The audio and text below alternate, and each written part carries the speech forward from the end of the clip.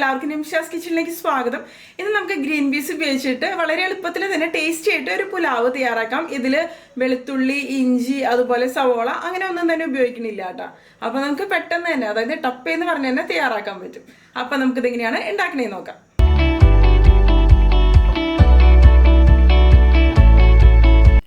അപ്പോൾ നമുക്ക് green peas pulao തയ്യാറാക്കാൻ തുടങ്ങാം കേട്ടോ. അതിന് വേണ്ടിയിട്ട് ഞാനിവിടെ 1 കപ്പ് ബസ്മതി റൈസ് എടുത്തിട്ടുണ്ട്. നിങ്ങൾക്ക് ഏത് അരി വേണമെന്നുണ്ടെങ്കിലും ഉപയോഗിക്കാം കേട്ടോ. അതിന് വേണ്ടിയിട്ട് ഏത് പച്ചരി വേണമെന്നുണ്ടെങ്കിലും ഉപയോഗിക്കാം.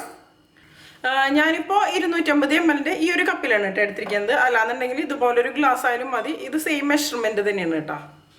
ഇനി ഇത് നന്നായിട്ടൊന്ന് കഴുകിയെടുത്തതിന് ശേഷം ഒരു 10 മിനിറ്റ് നമുക്ക് വെള്ളത്തിലൊന്ന് കുതിർത്തിയെടുക്കാം. അതിനുശേഷം ഊറ്റി വയ്ക്കാം. അപ്പോൾ ഇത് കുതിർന്ന് വരുന്ന ആ സമയം കൊണ്ട് നമുക്ക് ബാക്കി കാര്യങ്ങളൊക്കെ ഒന്ന് എടുത്തു വെക്കാം. ഇനി ഇത് നമുക്ക് മാറ്റി വയ്ക്കാം. ഇപ്പോൾ കണ്ടില്ലേ, ഞാൻ വെള്ളത്തിൽ കുതിർത്തി എടുത്തിട്ടുണ്ട്.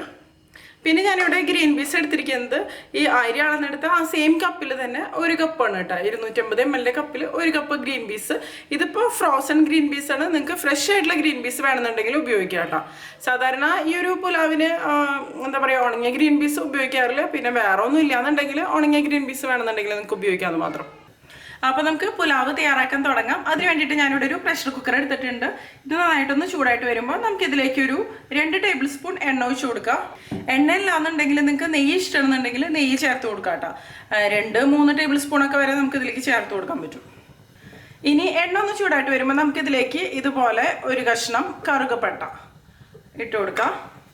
പിന്നെ 2 ഗ്രാമ്പു, 2 ഏലക്കായ, ഒരു ചെറിയ കഷ്ണം ജാതിപത്രി, അതായത് ജാതിക്കയുടെ പുറത്തുള്ളൊരു റെഡ് കളറിലുള്ള ഒരു ഫ്ലവർ പോലെയുള്ള ഒരു സംഭവമില്ലേ, അതൊരു 1/4 ഭാഗം മതി കേട്ടോ. ഒരുപാട് അളവിൽ ചേർക്കരുത്. ഈ ജാതിപത്രി ഇല്ലാന്നുണ്ടെങ്കിൽ നിങ്ങൾക്കത് സ്കിപ്പ് ചെയ്യാം കേട്ടോ. പിന്നെ 2 ബേ ലീഫ്, കറുകപ്പട്ടയുടെ ഉണങ്ങിയല.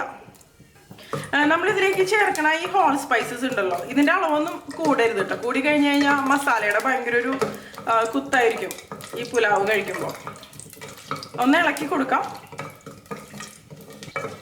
കുറച്ച് സമയം നമുക്ക് ഇതുപോലെ ഒന്ന് ഇളക്കി കൊടുക്കാം കേട്ടോ. കുറച്ച് സമയം ഞാനിപ്പോൾ ഇതുപോലെ ഒന്ന് ഇളക്കി കൊടുത്തിട്ടുണ്ട്. ഇനി അതിനുശേഷം നമുക്ക് ഇതിലേക്ക് കാഷ്യൂനട്ട് ചേർത്ത് കൊടുക്കാം. ഒരു 10-12 കേട്ടോ, നമ്മുടെ ഇഷ്ടത്തിനനുസരിച്ച് എങ്ങനെയാണെന്ന് വെച്ചാൽ ചേർത്ത് കൊടുക്കാം. ഇനി ഒന്ന് ഇളക്കി കൊടുക്കാം. ഒരുപാട് ബ്രൗൺ ഷെയ്ഡാവാൻ വേണ്ടിയിട്ട് നിൽക്കേണ്ട ആവശ്യമൊന്നുമില്ല. ചേർത്തിട്ട് ഒന്ന് ഇളക്കി കൊടുക്കാം. ഇനി നമുക്കിതിലേക്ക് ഗ്രീൻ പീസ് ചേർത്ത് കൊടുക്കാം കേട്ടോ. ഞാനത് കുറച്ച് സമയം വെള്ളത്തിലൊന്ന് ഇട്ട് വെച്ചിരുന്നു കേട്ടോ, ഫ്രോസൺ ഗ്രീൻ പീസ് ആയ കാരണം. അതിന് ശേഷം ഒന്ന് നമുക്ക് ഇളക്കി കൊടുക്കാം. ഇനി ഈ ഗ്രീൻ പീസിലേക്ക് മാത്രം നമുക്ക് കുറച്ച് ഉപ്പൊന്ന് ചേർത്ത് കൊടുക്കാം.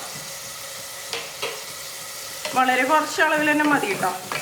അതിന് ശേഷം ഒന്ന് ഇതുപോലെ ഒന്ന് ഇളക്കി കൊടുക്കാം. 1 മിനിറ്റോളം നമുക്ക് ഇതുപോലെ ഒന്ന് ഇളക്കി കൊടുക്കാം കേട്ടോ. അപ്പോൾ പുലാവ് കൂടുതൽ ടേസ്റ്റി ആയിട്ട് തന്നെ വരും. ഇപ്പോൾ കണ്ടില്ലേ, ഗ്രീൻ പീസ് ഇതുപോലെ ഒന്ന് വഴന്നു വന്നിട്ടുണ്ട്. ഇനി നമുക്ക് ഇതിലേക്ക് ഒരു 10 മിനിറ്റ് കുതിർത്തിയെടുത്തതിന് ശേഷം ഊറ്റിയെടുത്ത ബസ്മതി റൈസ് ഉണ്ടല്ലോ, അതും കൂടി ചേർത്ത് കൊടുക്കാം. ഊറ്റിയെടുക്കാം കേട്ടോ. അപ്പോഴായിരിക്കും നമ്മളിതിലേക്ക് ചേർത്ത് കൊടുക്കുന്ന വെള്ളത്തിൻ്റെ അളവ് നമുക്ക് കറക്റ്റ് ആവുള്ളൂ കേട്ടോ, അല്ലെങ്കിൽ വെള്ളം കൂടാൻ സാധ്യതയുണ്ട്. ഇനി നമുക്ക് ഈ അരി ചേർത്തതിന് ശേഷം ഒന്ന് നന്നായിട്ട് തന്നെ ഒന്ന് ഇളക്കി കൊടുക്കാം. 1 മിനിറ്റോളം നമുക്ക് ഇതുപോലെ ഒന്ന് ഇളക്കി കൊടുക്കാം കേട്ടോ. ഇതിലിപ്പോൾ അത്യാവശ്യം വാട്ടർ കണ്ടന്റ് ഉണ്ട്. നമ്മൾ അരി വറുത്തൊന്നും എടുക്കണില്ല, ആ വെള്ളം ഒന്ന് ഡ്രൈ ആക്കി എടുക്കണം, അത്ര മാത്രമേ ചെയ്യണുള്ളൂ. ഇപ്പോൾ കണ്ടില്ലേ, ഇതുപോലെ ഇതൊന്ന് ഡ്രൈ ആയിട്ട് വന്നിട്ടുണ്ട്. ഇനി ഇതിലേക്ക് നമുക്ക് വെള്ളം ഒഴിച്ചു കൊടുക്കാം. ഞാനിപ്പോൾ 1/4 കപ്പ് വെള്ളമാണ് കേട്ടോ ഇതിലേക്ക് ഒഴിച്ചു കൊടുക്കണത്. ഏത് കപ്പിലാണോ അല്ലെങ്കിൽ ഏത് ഗ്ലാസ്സിലാണോ നമ്മൾ അളന്നെടുത്തത് ആ സെയിം ഗ്ലാസ്സിൽ അല്ലെങ്കിൽ കപ്പിൽ 1/4 കപ്പാണ് വെള്ളം ഒഴിച്ചു കൊടുക്കേണ്ടത്. അതിനുശേഷം എല്ലാം കൂടി ഒന്ന് മിക്സ് ചെയ്ത് കൊടുക്കാം. ഞാനിപ്പോൾ സാധാരണ വെള്ളം തന്നെയാണ് കേട്ടോ ചേർത്ത് കൊടുത്തിരിക്കുന്നത്, ചൂടുവെള്ളമൊന്നും തന്നെയല്ല. ഇനി ഇതിലേക്ക് നമുക്ക് ആവശ്യത്തിന് ഉപ്പ് ചേർത്ത് കൊടുക്കണം. ഈ വെള്ളം ടേസ്റ്റ് ചെയ്ത് നോക്കുന്ന സമയത്ത് ഉപ്പ് കുറച്ച് മുന്നിട്ട് നിൽക്കണം. ആ ഒരു രീതിയിലാണ് നമ്മൾ ഇതിലേക്ക് ഉപ്പ് ചേർക്കേണ്ടത് കേട്ടോ. ഉപ്പ് ചേർത്തതിന് ശേഷം ഒന്ന് ഇളക്കി കൊടുക്കാം. ഇപ്പോൾ ഉപ്പൊക്കെ കറക്റ്റായിട്ട് തന്നെ വന്നിട്ടുണ്ട് കേട്ടോ.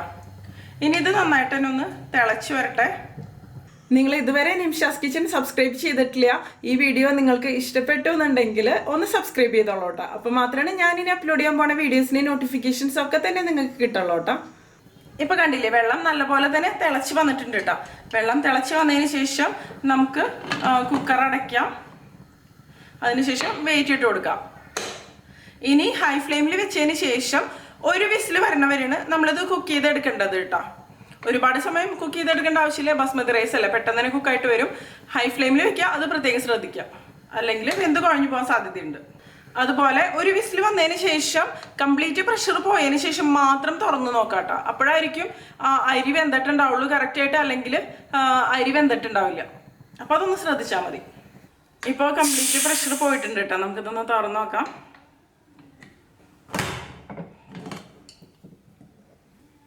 ഇത് നമുക്ക് കുക്കായെന്ന് നോക്കാം. കണ്ടില്ലേ, നല്ല പെർഫെക്റ്റ് ആയിട്ട് തന്നെ വെന്ത് വന്നിട്ടുണ്ട്, കുഴഞ്ഞൊന്നും പോയിട്ടൊന്നുമില്ല. ഇതുപോലെ കറക്റ്റായിട്ട് തന്നെ കുക്കായിട്ട് വരുന്നുണ്ടോ. നമുക്കൊന്ന് മിക്സ് ചെയ്ത് കൊടുക്കാം. വെള്ളത്തിൻ്റെ അളവൊക്കെ കറക്റ്റ് ആണെന്നുണ്ടെങ്കിൽ ഇതുപോലെ നല്ല പെർഫെക്റ്റ് ആയിട്ട് തന്നെ വെന്ത് വരുന്നുണ്ടോ. കണ്ടില്ലേ, തീരെ കുഴഞ്ഞൊന്നും പോയിട്ടൊന്നുമില്ല. ഞാനിതൊരു പാത്രത്തിലേക്ക് ഇട്ടതിന് ശേഷം കാണിക്കാം. ഇപ്പോൾ കണ്ടില്ലേ, നമ്മുടെ ഗ്രീൻ പീസ് പുലാവ് നല്ല അടിപൊളിയായിട്ട് തന്നെ കുക്കായിട്ട് വന്നിട്ടുണ്ട്. ഇത് തണുത്ത് വരുമ്പോൾ ഒന്നും കൂടി നല്ല പെർഫെക്റ്റ് ആയിട്ട് തന്നെ വരും കേട്ടോ. ഇപ്പോഴും കുഴഞ്ഞിട്ടൊന്നുമില്ല, തണുത്ത് വരുമ്പോൾ ഒന്നും കൂടി കറക്റ്റ് ആയിട്ട് വരും. ഈ പുലാവ് നമുക്ക് ഇഷ്ടപ്പെട്ട വെജിറ്റേറിയൻ കറികളുടെ കൂടിയും അതുപോലെ നോൺ വെജിറ്റേറിയൻ കറികളുടെ കൂടിയൊക്കെ കഴിക്കാം. അപ്പോൾ എല്ലാവരും തയ്യാറാക്കി നോക്കിയിട്ട് നിങ്ങളുടെ അഭിപ്രായങ്ങളൊക്കെ ഒന്ന് പറഞ്ഞോളൂ കേട്ടോ. നിങ്ങൾക്ക് എൻ്റെ വീഡിയോ ഇഷ്ടമാവുകയാണെങ്കിൽ നിങ്ങളുടെ ഫ്രണ്ട്സിനും ഫാമിലിക്കൊക്കെ ഒന്ന് ഷെയർ ചെയ്ത് കൊടുത്തോളൂ കേട്ടോ.